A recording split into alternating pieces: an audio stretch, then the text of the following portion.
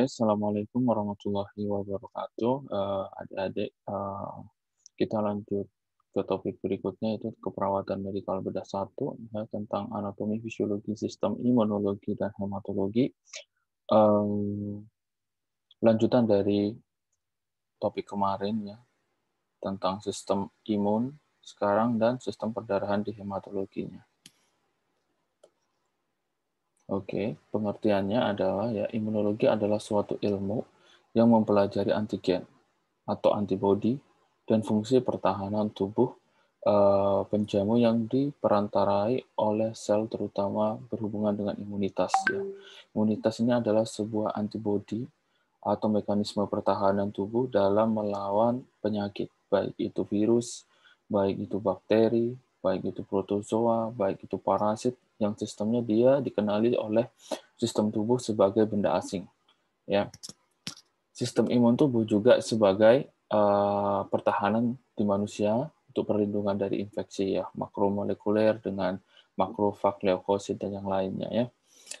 Sistem kekebalan juga berperan dalam perlawanan terhadap protein tubuh, ya, tidak hanya pada virus, tidak hanya pada bakteri, juga di protein tubuh juga dia sebagai pertahanan atau perlawanan, ya. Contohnya di virus corona, dia 75%-nya itu kan protein di dalamnya, dia juga bisa sebagai antibodi untuk melawan sel yang terinfeksi menjadi besar. Untuk letak sistem imun tubuh, ya, adik-adik, ya, di sini sangat banyak sekali, ya.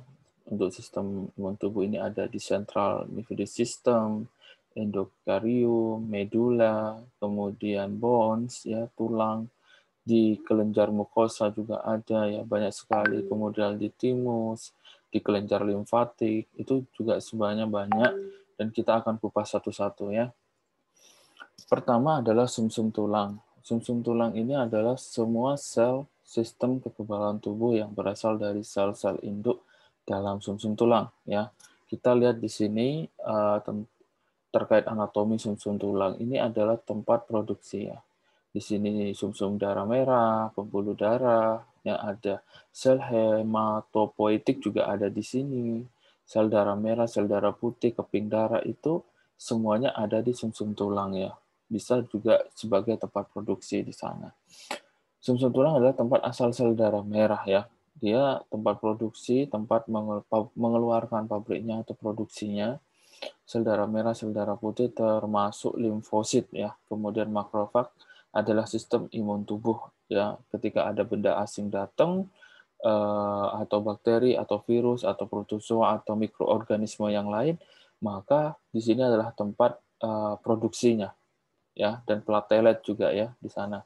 Kemudian sel-sel dari sistem kekebalan tubuh ini juga terdapat di tempat lain, tidak hanya di sumsum tulang, banyak sekali, ya.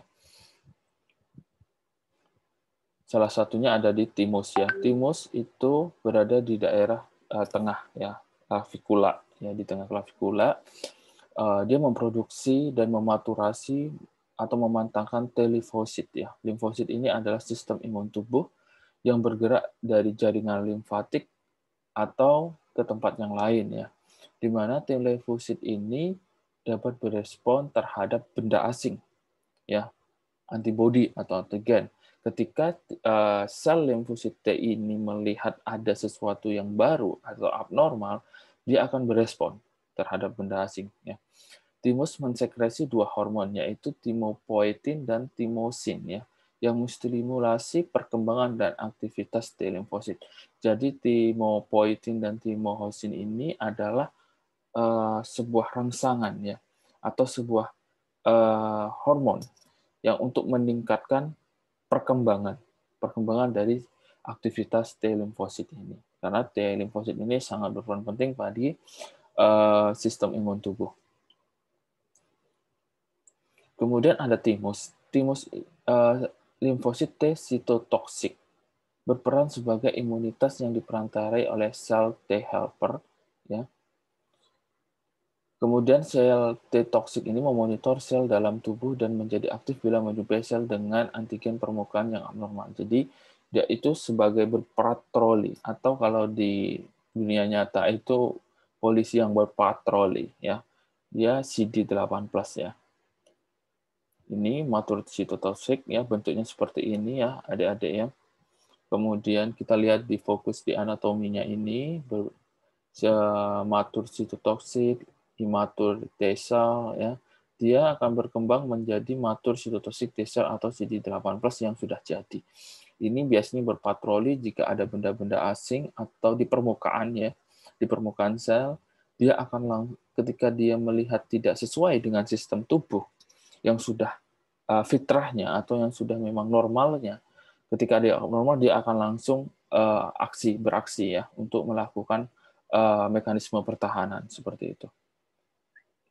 Kemudian di sini ada limfosit T helper. Nah, ini juga sebagai menstimulasi profilasi sel B limfosit ya.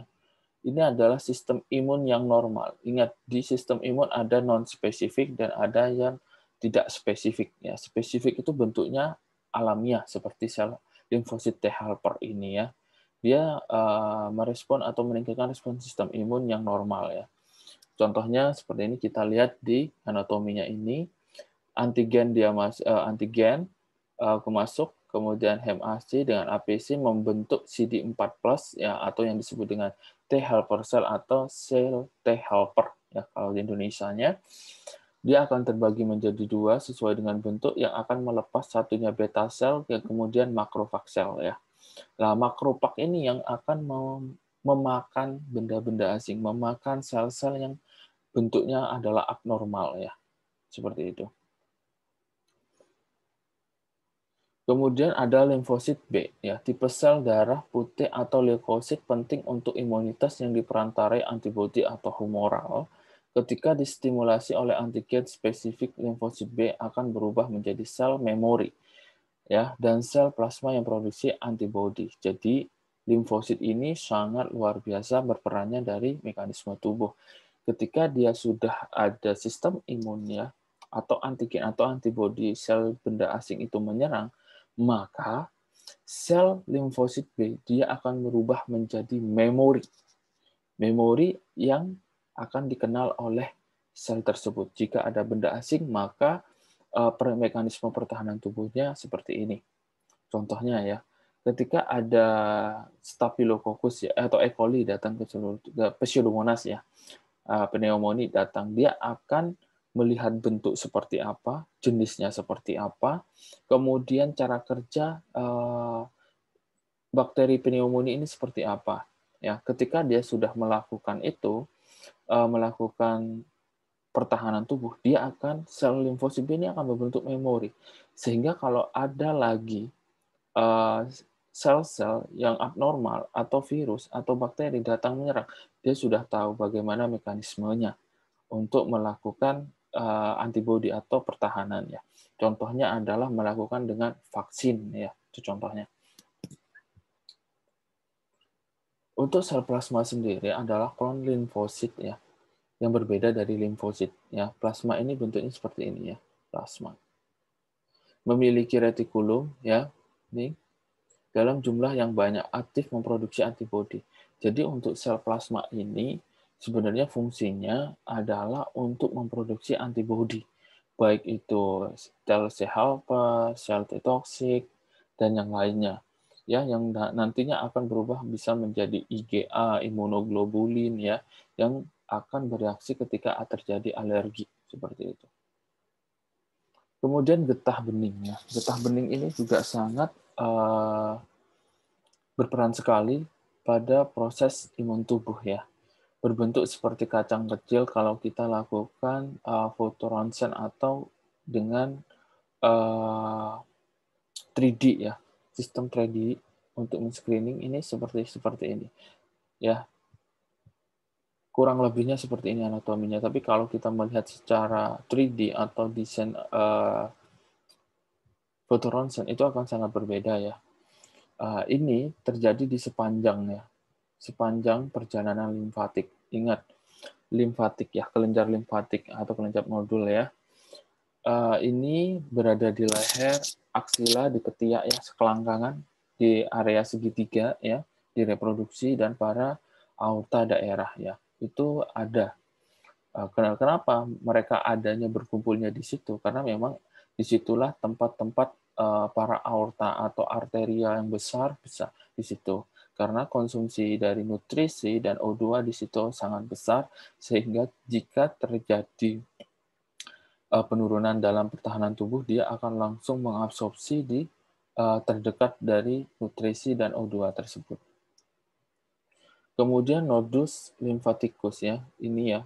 Ini adalah sepanjang perjalanannya, ada di leher, ada aksila, dan ada di selangkangan ya, atau di para aorta di daerah ini. Ini terletak ya di daerah tersebut. Kemudian ini berperan sebagai melawan mikroorganisme yang masuk ke dalam tubuh. Limfa bergerak melalui sinus, sel fagosit, menghilang benda asing. Pusat germinal merupakan produk limfosit ya. Jadi untuk ini sebenarnya untuk nodul limfatikus ini lebih fokus untuk menghancurkan, membunuh atau menghilangkan benda asing. Benda asing itu bisa berupa virus, bakteri, ataupun apapun yang masuk dalam tubuh, dia akan langsung bereaksi. Dan sebagai germinal atau terminal produksi dari limfosit ya. Limfosit sendiri tahu untuk fungsinya adalah membuat memori ya ketika dia sudah membunuh si bakteri atau virus tersebut. Kemudian di sini ada tonsil ya. Tonsil ini adalah sekumpulan besar limfonodi yang terletak pada rongga mulut atau nasomoring. Kelompok adalah tonsil platin atau tonsil linguatil di paringea. Ini adalah juga sebagai mekanisme tubuh ya. Sistem imun, antigen pada sel mukosa. Jadi untuk biasanya di sini juga makrofag sel T juga ada di sini untuk membunuh bakteri asing ya yang abnormal. Nah, di sini ada limfa. Limfa ini ada di daerah abdominalis atas sebelah kiri bersamaan dekat dengan lambung ya. Seperti ini. Kita lihat di anatominya nih. Seperti bentuk kayak ginjal, dia kacang ya. Tapi di sini bukan ginjal ya, dia limpa. Limpa ini ya terhadap benda asing dalam darah merespon ya. Merusak eritrosit yang tertua, jadi dia merombak yang tua menjadi muda kembali. Itu adalah salah satu fungsi limpa. Kemudian parenkimlimfa terdiri dua tipe, ya pulpa merah dan pulpa putih. Sedangkan pulpa merah ini di dalamnya terisi eritrosit ya, membentuk kemudian merombak yang tua menjadi muda lagi. Kemudian pulpa putih ini terdiri dari limfosit dan makrofag. Tentunya limfosit adalah sel memori setelah membunuh benda asing, dan makrofag adalah yang membunuh, memakan, menghilangkan benda asing, baik itu virus, bakteri, atau dari virus tersebut. Benda asing di dalam darah melalui pulpa putih dan stimulasi limfosit. Ini adalah fungsi dari limpa itu sendiri. Oke, untuk mekanisme pertahanan non-spesifik adalah berbentuk alamiah ya. Alamiah ini seperti yang tadi, sel T helper, makrofag, dan yang lain, tanpa adanya campur tangan dari eksternal. Jadi dia fungsinya hanya di internal saja. Contohnya seperti kelenjar, nodul ya, limfatik, lapisan mukosa, silia, enzim ya.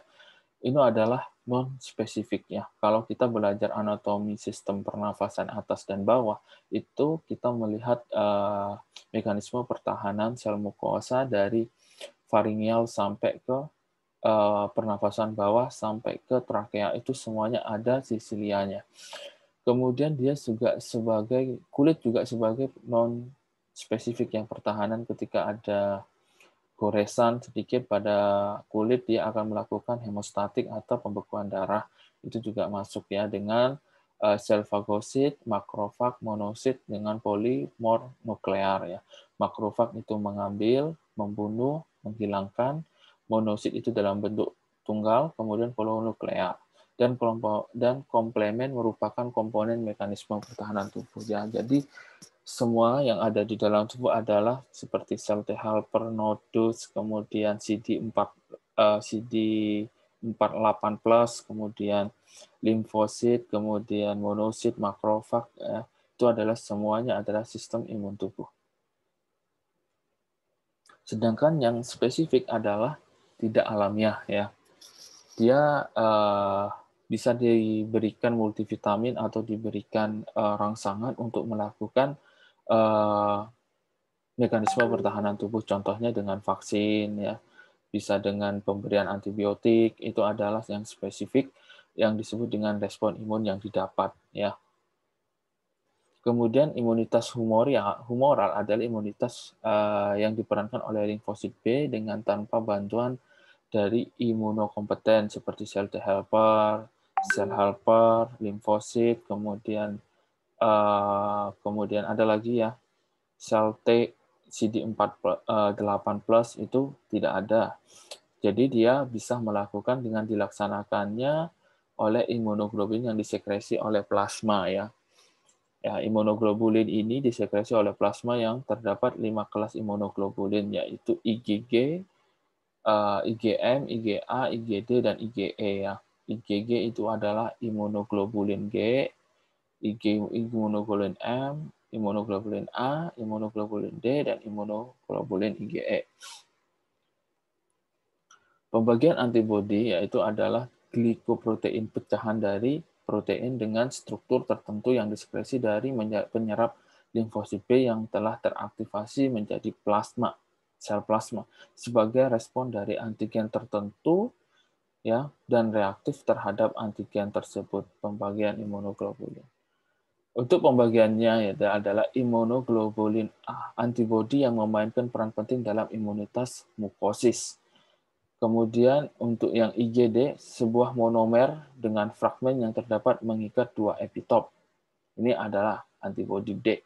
Sedangkan untuk antibodi E atau imunoglobulin E, antibodi yang hanya dapat ditemukan pada mamalia. Jadi yang menyusui, ya. Jadi yang tidak menyusui tidak ditemukan untuk terjadinya pembentukan antibodi E atau imunoglobulin E. Sedangkan antibodi G atau imunoglobulin G yaitu monomeris yang berbentuk dari 2 rantai berat dan ringan yang saling mengikat dan ikatan disulfida yang mempunyai 2 fragmen antigen folding. Contohnya seperti sel T helper ya, CD4.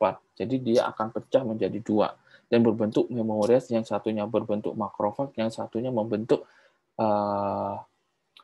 antibodi seperti itu. Kemudian antibodi M atau yang disebut dengan IgM. Ya, antibodi dasar yang berada pada plasma B ya. Jadi di plasma darah dia membentuk lagi jadi menjadi imunoglobulin M dan ini sangat berperan penting dalam proses meningkatkan produksi plasma dalam darah. Ingat, plasma sangat berperan penting dalam pembentukan dan peningkatan sel T helper. Kemudian imunitas seluler didefinisikan sebagai suatu respon imun terhadap yang diperankan limfosit T atau tanpa bantuan komponen sistem imun yang lainnya. Ini adalah imunoglobulin dengan sel T. Ya. Oke, kita masuk ke yang selanjutnya. Adalah tentang anatomi fisiologi. Sistem hematologi atau peredaran darah atau perdarahan atau sistem darah. Hematologi adalah cabang ilmu kesehatan yang mempelajari tentang darah atau hematologi kalau pemeriksaannya adalah faal darah atau darah lengkap. Kemudian organ pembentukan darah dan penyakitnya ya juga bisa menyebabkan penyakit dan pembentukan jika terjadi masalah atau problem. Hematologi berasal dari bahasa Yunani yaitu haima yang artinya adalah darah. Darah manusia adalah cairan jaringan tubuh. Fungsi utama adalah mengangkut oksigen, mengikat nutrisi juga bisa yang diperlukan oleh sel-sel tubuh pada jaringan perifer atau jaringan sistemik. Darah juga menyuplai tubuh dengan nutrisi ya, mengangkut sisa-sisa metabolisme. Untuk oksigennya sendiri ada O2 dan CO2 yang diikat oleh darah. Kemudian bertujuan untuk mempertahankan tubuh dari berbagai penyakit. Jadi sel darah atau darah ini adalah poin penting ya, poin dasar dalam proses peredaran darah pada manusia. Jantung perlu darah, kemudian otak juga perlu, dan semuanya perlu. bertujuan untuk mempertahankan tubuh dari berbagai penyakit ya. Karena memang dia yang sifatnya mengikat oksigen dan nutrisi dan zat-zat metabolisme yang lain. Karena apa? Sel-sel dalam tubuh itu juga butuh makan dan juga butuh hidup di sana. Jangan kira tubuh Anda itu Anda yang memiliki ya. Anda yang hidup, tapi sel-sel dalam tubuh kita itu juga perlu, dia adalah sebagai makhluk hidup yang butuh makan dan juga butuh nutrisi untuk bekerja, baik itu otot polos dan otot yang tidak sadar. Kemudian hormon-hormon dari sistem endokrin yang diedarkan melalui darah. Hematopoiesis, proses pembentukan darah yang sistem imun menghasilkan semua sel-sel darah termasuk sel darah yang pertahanannya imunologis. Terjadi di sumsum tulang di mana sel batang multipotensial ya memunculkan 5 jenis yang berbeda yang dikenal sebagai sel batang atau unipotensial ya. Dia berpotensial terjadinya. Tujuannya adalah sistem hematologi darah ya, tempat darah memproduksi termasuk sumsum tulang dan nodus limfa. Darah adalah organ khusus yang berbeda dengan organ lain karena berbentuk cairan. Cairan darah tersusun atas komponen sel yang tersuspensi dalam plasma darah. Sel darah terbagi menjadi eritrosit, sel darah merah, normalnya 5.000 per milimeter kubik darah. Sedangkan leukosit, sel darah putih, normalnya 5.000 sampai 10.000 per milimeter kubik darah. Jadi kalau kurang dari 5.000 per milimeter kubik, dia eritrositnya tidak normal. Ya, atau kalau leukosit dia tinggi, dia pasti terjadi tidak abnormal ya. Terjadi keabnormalan mungkin bisa terjadi karena proses infeksi. Terdapat 500 sampai 1.000 eritrosit setiap satu leukosit. Ingat ya, pada setiap 500 ya, terdapat 500 sampai 1.000 eritrosit tiap satu leukosit ya. Tiap satu leukosit. Banyak sekali ya komponennya. Sedangkan komponen yang normal yang menyusun 40% sampai 55% adalah volume darah, fraksi darah yang ditempati oleh eritrosit tersebut. Hematokrit darah terlihat seperti opak dan kental, warnanya ditentukan oleh hemoglobin yang terkandung sel darah merah. Pada manusia sekitar 7% sampai 10% berat badan normal yang berjumlah sekitar 5 liter per manusia. Untuk tempat produksinya, untuk sel darah merah, untuk darah itu adalah menempati di sumsum tulang 4% sampai 5% berat badan ya. Sehingga merupakan yang paling besar dalam tubuh. Jika terjadi osteoporosis dan infeksi pada tulang, maka bisa terjadi penurunan dari pembentukan produksi darah merah atau Hb-nya menurun. Itu hemoglobinnya ya. Sumsum bisa berwarna merah dan kuning. Sumsum merah merupakan alat reproduksi dari sel merah aktif itu ya, atau sel keping darah. Kemudian merupakan organ hematopoietik ataulah yang disebut dengan penghasil darah utama untuk sumsum tulang. Sedang untuk sumsum tulang kuning tersusun terutama dari lemak dan tidak aktif dalam memproduksi elemen darah. Ya, yang beraktif adalah sumsum. Ya, sumsum yang berwarna merah dia adalah penghasil darah. Kemudian sumsum sangat banyak mengandung pembuluh darah yang tersusun atas jaringan mengandung sel darah atau sel bebas ya. Sel paling primitif populasi sel bebas ini adalah sel stem yang merupakan prekursor dari dua garis keturunannya. Dari dua garis keturunan sel berbeda, garis keturunan mieloid meliputi eritrosit, berbagai jenis leukosit dan trombosit ya. Eritrosit sel darah merah, leukosit sel darah putih dan trombosit ya. Lebih fokus ke sel-sel darahnya. Garis keturunan limfoid berdiferensiasi menjadi limfosit. Ya, garis keturunannya dari limfoid ini berdiferensiasi menjadi limfosit atau antigen atau antibodi yang nantinya ketika dia sudah membunuh atau memakan sel sebagai mekanisme pertahanan tubuh, dia akan menjadi sel memori. Contohnya seperti ini ya di anatomi ini. Kemudian untuk eritrosit sendiri adalah berbentuk cakram ya, berbentuk cakram, bikograf dan konfigurasi mirip dengan bola lunak yang dipijat antara dua jari. Jadi dia agak lunak. Diameternya sekitar 8 unimikron, namun sangat fleksibel sehingga mampu melewati kapiler dengan diameter unimikron. Volume sel darah merahnya sekitar 90 mm kubik ya. ini ya volumenya. Membran sel darah merah sangat tipis sehingga gas seperti karbon dioksida dapat dengan mudah berdifusi. Berdifusi itu adalah bertukar ya. Sel darah merah dewasa tersusun terutama oleh hemoglobin yang menyusun sampai 95% massa sel ya. Itu adalah sel darah merah ya. Untuk hemoglobinnya, sel tidak mempunyai inti dan hanya sedikit memiliki enzim metabolisme dibanding sel lain. Adanya jumlah besar hemoglobin memungkinkan sel ini menjalankan fungsi umumnya, transport oksigen antara peu, kemudian jaringan ya. Jadi intinya adalah untuk eritrosit ini juga berfungsi untuk transport oksigen ya ke semua jaringan tubuh, baik itu yang jaringan internal dan jaringan superficial atau yang disebut dengan jaringan perifer ke seluruh tubuh. Pigmen untuk hemoglobin sendiri ya, berat protein yang molekulnya adalah 64.000, sedangkan molekul ini tersusun 4 subunit, masing-masing bagian heme atau darah yang terikat pada rantai globin atau hemoglobin ya. Heme darah, globin, kemudian besi berada pada bagian heme molekul ini. Kemudian produksi eritrosit atau eritropoiesis ya muncul dari sel stem primitif atau sumsum tulang, atau eritroblas adalah sel berinti. Jadi dia kalau eritrosit itu belum berinti, kalau eritroblas itu sudah berinti dengan proses pematangan yang sumsum tulang menimbun hemoglobin secara bertahap. Kehilangan intinya pada tahap yang dikenal sebagai retikulosit.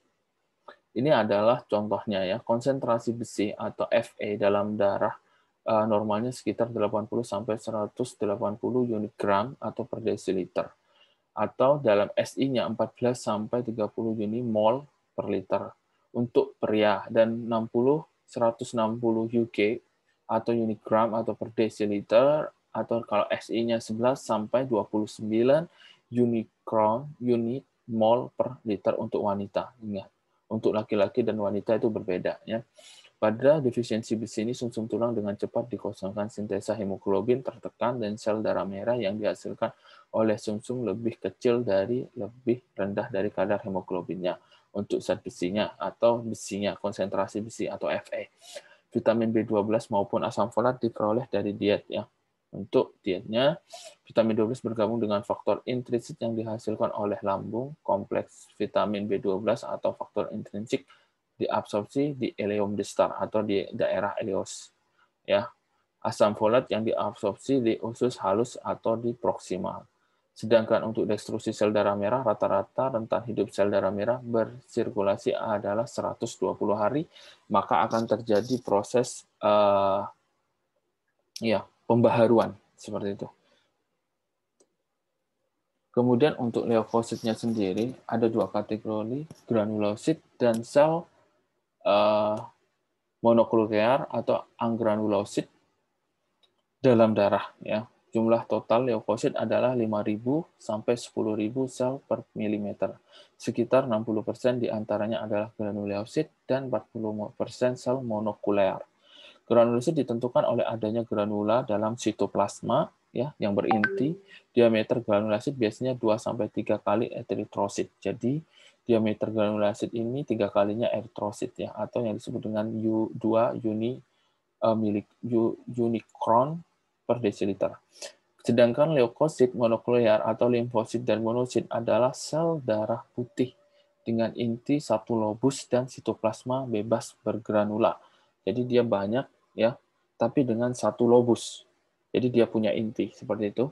Dalam darah merah dewasa normal, limfosit berjumlah sekitar 30% dan monosit sekitar 5% dari total leukosit ya. Seperti itu.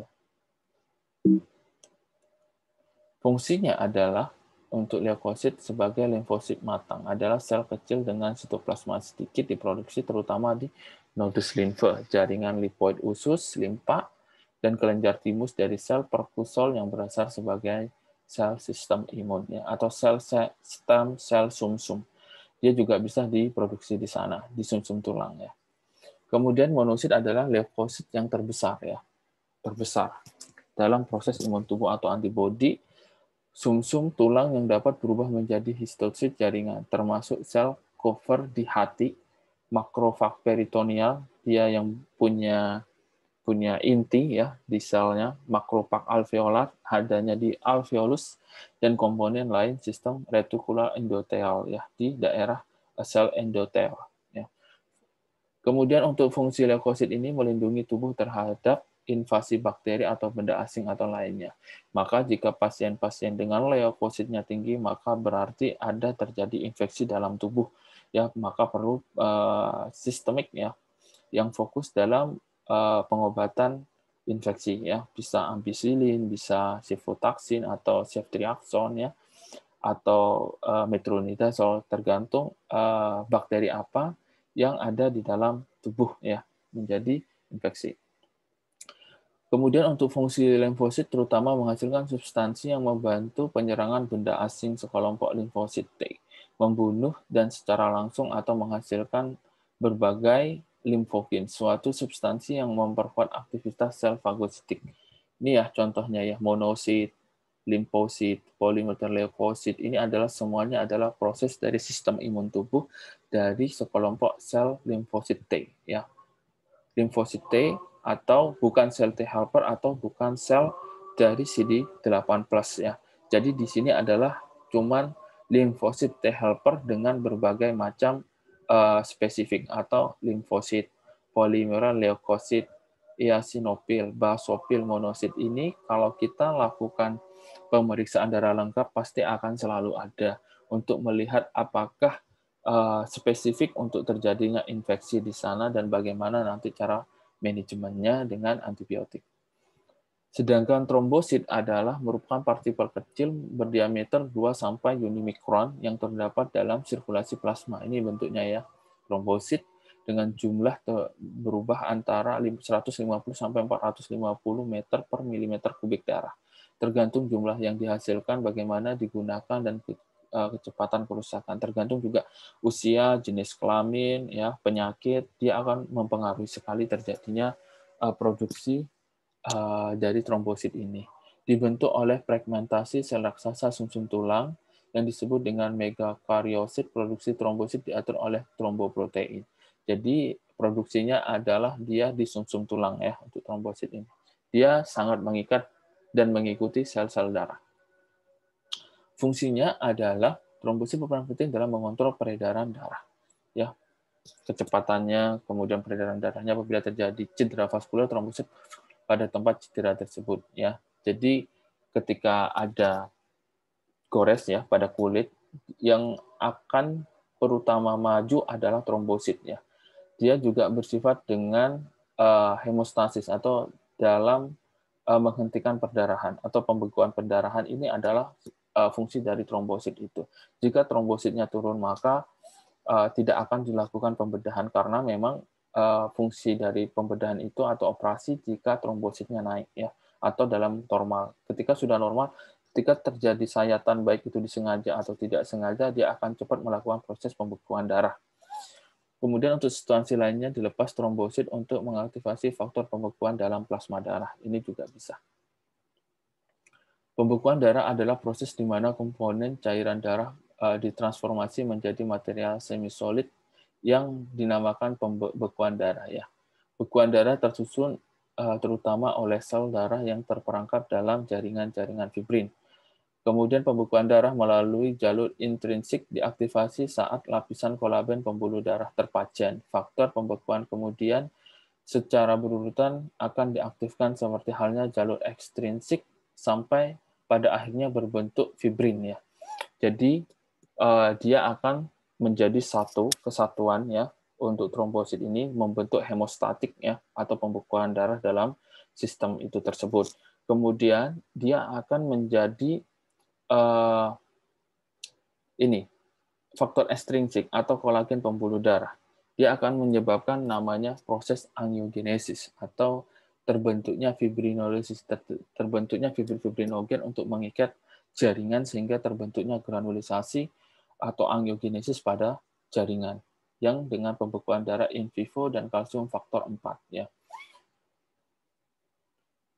Kemudian untuk plasma darah sendiri ya, bagian cairan yang tersisa dinamakan plasma darah pada elemen seluler darah.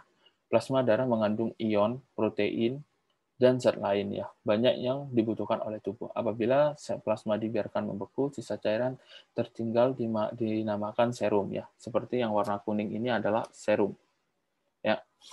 Serum mempunyai kandungan yang sama dengan plasma kecuali kandungan fibrinogen dan faktor pembekuan darah. Itu nggak ada. Dia hanya mungkin berproses pada sel plasma aja. Ketika plasmanya turun, maka bisa dilakukan transfusi plasma darah. Warnanya kuning seperti ini dan biasanya juga sering dilakukan pada rumah sakit pada pasien-pasien dengan kekurangan plasma. Faktor pembekuan darah protein plasma tersusun terutama oleh albumin, globulin. Globulin tersusun atas fraksi alfa, beta, dan gamma ya dengan uji laboratorium dinamakan elektroforesis protein. Masing-masing kelompok disusun oleh protein tertentu ya. Gamma globin tersusun terutama oleh antibodi ya, antibodi antigen atau sistem imun ya yang dihasilkan oleh limfosit dan sel plasma. Protein plasma penting dalam fraksi alfa, beta, globulin transport dalam faktor pembekuan darah. Gamma globin ini sangat berperan penting dalam proses faktor pembekuan darah. Globulin transport membawa zat-zat dalam berbentuk terikat sepanjang sirkulasi. Untuk globulin transport ini hanya mentransport, menyupport, ya, mendukung, memperlancarnya dalam sirkulasi. Ya. Transport membawa tiroksin dan transfer membawa zat besi. Dia bukan membawa, tapi mengikat, ya, mengikat Fa dan tiroksin ke seluruh tubuh. Faktor pembekuan termasuk fibrinogen tetap dalam keadaan tidak aktif dalam plasma darah sampai dilakukan pada reaksi-reaksi tahap-tahap pembekuan darah. Albumin ini juga sangat berperan penting dalam faktor pembentukan granulisasi sampai epitelisasi ya, dan dia memelihara volume cairan di sistem vaskuler ya.